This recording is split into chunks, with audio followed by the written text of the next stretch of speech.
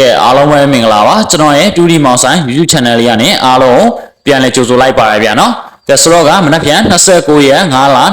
2026เนาะတောက်ကြနေအပိန်းနေ့အတွက်ကိုเนาะနေ့တိုင်းကိုမေယောကနန်လေးတွေတစ်ခွက်ကောင်းလေးနဲ့အောင်ညင်ပါတယ်ပေါက်ချင်ပါတယ်ဆိုတော့ YouTube အားကိုရီမားရဲ့အားလုံးကဗီဒီယိုလေးကိုပြီးဆုံးအောင်ကြည့်ရှုပေးပါဗျာနော်ကဲ29ရက်နေ့တောက်ကြနေအတွက်ကိုเนาะမဖြစ်မနေကြားမယ်เนาะလေးလုံးဝေလေးရဲ့မေယောကနန်လေးတွေ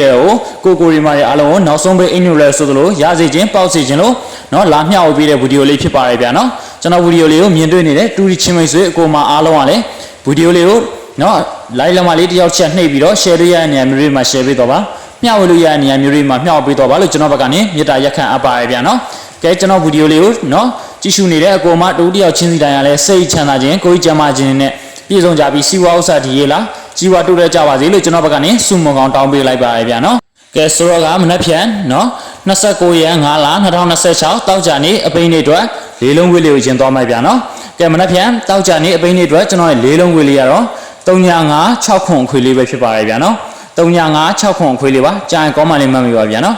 395 6ခွန်ခွေလေးပါဗျာနော်နော်ပတ်တီးလေးကတော့1ပတ်တီး2ပတ်တီးပဲဖြစ်ပါတယ်ဗျာနော်ပတ်တီးလေးကတော့1ပတ်တီး2ပတ်တီးပါဗျာနော်ကဲမေယောကနန်လေးတွေကတော့နော်1နဲ့ပတ်သက်တဲ့မေယောကနန်လေးတွေက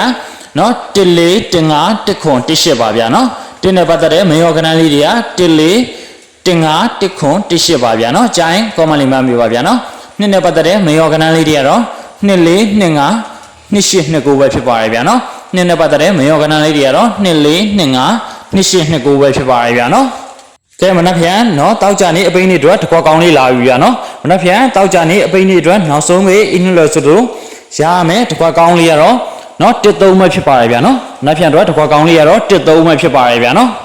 ကဲဒါဆိုလို့ရှိရင်ကျွန်တော်တို့ဗီဒီယိုလေးကိုအခုဒီမှာရင်ရနာပါမယ်ဗျာနော်ကဲမနက်ဖြန်အတွက်အကိုရီမတွေအားလုံးလည်းနော်ငွေတော့ပိုင်နိုင်ကြပြီမင်္ဂလာရှိသောမင်္ဂလာနေ့လေးတွေပိုင်ဆိုင်နိုင်ကြပါစေလို့ကျွန်တော်ဘက်ကနေဆုမွန်ကောင်းတောင်းပေးလိုက်ပါရဗျာနော်